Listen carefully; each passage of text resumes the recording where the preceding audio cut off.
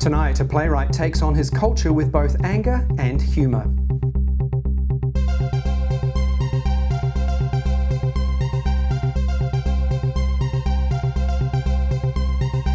Hi everybody, welcome to a brand new season of GayTalk tonight. Fantastic to be back with you again. Very quick programming note, there will be daily editions of GayTalk tonight from the 8th to the 24th of February, and that's to showcase all the events and the talent that's going to be part of the Auckland Pride Festival that kicks off at the end of this week, so do join me for those. Now my guest tonight is a very special man. He's an actor, a playwright and a writer, and his name is Rodger. Rodger was born in New Zealand but has both Samoan and Scottish ancestry. He's an award-winning playwright whose incisive wit has been directed at his multicultural background and its attitudes towards homosexuality. Rodger is also an actor. He might be best remembered for appearing in New Zealand's favourite soap opera, Shortland Street. Victor, thank you for joining me. Really great to have you here. Thank you for having me. Now, I'm quite fascinated by you because you've had this quite prolific career and you've had all these different areas, you know, theatre, acting, writing. So what initially sort of caused that spark of creativity and led you down this path? I think the initial spark was probably growing up. Like my grandmother used to look after me while my mother worked, and she used to tell me about movie stars like Greta Garbo and Marlene Dietrich and all that. And I got into movies and TV stars and had scrapbooks and books and as a kid. And that's the field that I always wanted to eventually get into, and something I started moving towards once I left school. You know, I did journalism to start with, then I started writing for theatre, then I went to drama school, did a bit of acting, and then got into TV. I thought we'd kick off with TV because, of course, you're on the nation's biggest soap opera, Shortland Street. I've interviewed a lot of actors and even writers, because you do both with the show, and they say it's a fantastic experience, but boy, it's like a factory. You churn out these episodes, deadlines are tight, both on set and in the writing room. Yep. What's your experience been of it?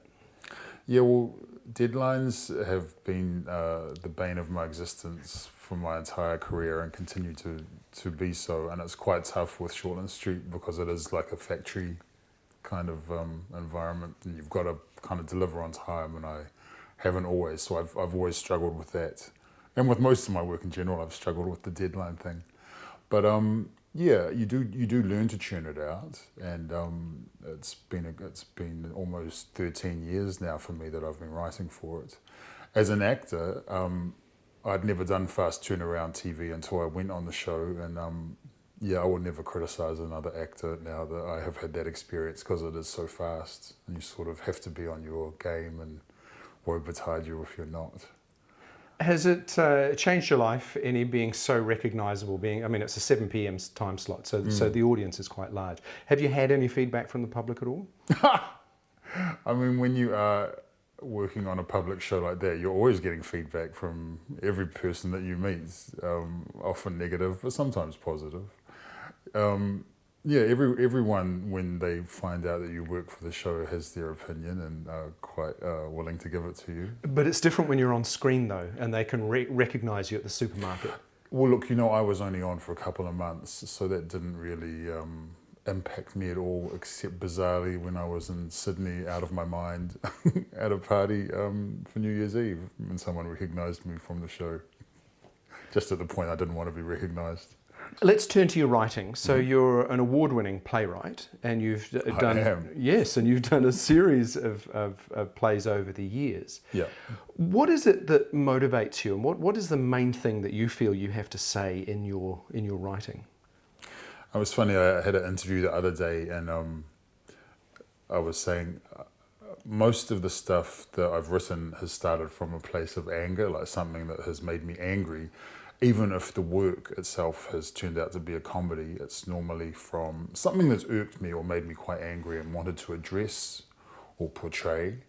Like with my very first play, Sons, I had a hard time trying to establish a relationship with my Samoan father, who had kept me secret from my half-brothers and sister. And when that all unfolded, it was such a soap opera. And there was nothing out there that specifically reflected me as a half Samoan who'd been raised white, trying to negotiate the Samoan world. So I wrote that play so that I could see myself reflected. And I guess a lot of my work is probably seeing myself or situations reflected that I haven't seen reflected. That's a fascinating situation to be in, a family situation. Mm. So how did you deal with that growing up? What were the issues you had? Well, I mean, my mother was a young mother, raised me by herself with my grandparents, and having a Samoan father was something that I knew as a fact, but it had no emotional weight, not until the end of high school. So it was just a fact.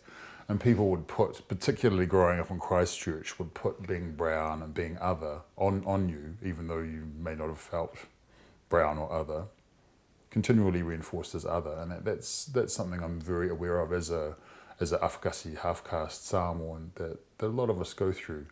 Because one thing I'm also interested in my writing with is exploring the spectrum of Samoan life, which doesn't always get portrayed on screen. Normally, I think people would expect Samoans to be kind of one thing, a homogenous one thing, and we're not. There's a real spectrum of our experiences, and often with stuff in the film and TV industry, it's certainly changing, but say in the past, you really didn't get that spectrum. You sort of got a very narrow piece of the whole picture. Obviously, your work, you're taking on culture and racism, and I guess you're in a unique place, having a Pākehā mother and a Samoan father, to be able to see how both sides, how racism affects and can intertwine between both sides.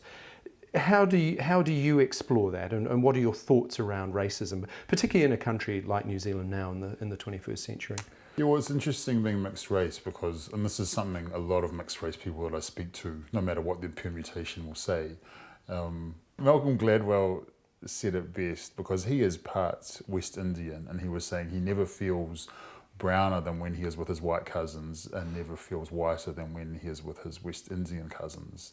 And to a certain extent, I can really relate to that.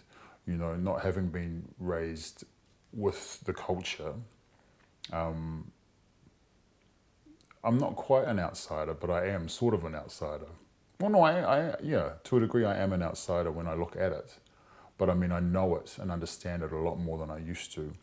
Race is something that always fascinates me, and I think that is absolutely a byproduct of growing up in Christchurch. You know, I always haul this story out because I always love hauling it out. But mid-90s, I went to a private school ball, which was Creatures of the Night theme, and there were people dressed as neo-Nazis and people dressed in KKK outfits, and probably about 4 or 5 non-white people there, including myself. And I went up to one of the teachers and said, how can you condone these, you know, examples of racism at this ball? And they were like, oh, you know, it's the kids' night, you know, we can't really do anything about it.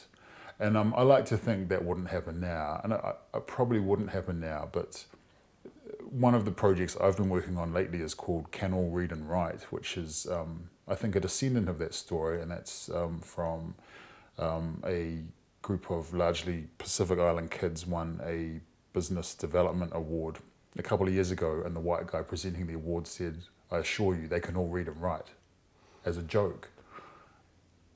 And from all my research, he's a lovely guy, blah, blah, blah, blah, blah. But for him to say that, I know what he's saying, and the audience knows what he's saying, unconsciously or not, that ball kind of mentality still exists. With Barack Obama's election, and I love Barack, you know, because he's mixed race. He's got his white mama, you know, and his black daddy, like me. I think people are very quick to say we live in a post-racial world where race doesn't really matter, but I don't believe that for an instant. Well, the reaction to certainly a lot of the right-wing people in southern states towards him clearly shows that it hasn't. And particularly, I mean, some of the protests against him, they've shown him depicted as a gorilla or a monkey. You know, yeah, I mean, and not just the southern states, because, you know, I was in, I think it was Palm Springs just after the election, and there was all these like no bummer, you know, bumper stickers on people's cars, You know, it's, yeah, interesting. So tell me, what are your thoughts around what it might take to have a happy, successful kind of life? Why are you asking me? I'm hoping you might be able to help me. I don't know. I'm still figuring that out. I mean, one phrase has always stayed with me that I read at quite an early age, and that was, happiness is only moments. And I actually believe that happiness is only moments. And I've had lots of happy moments in my life.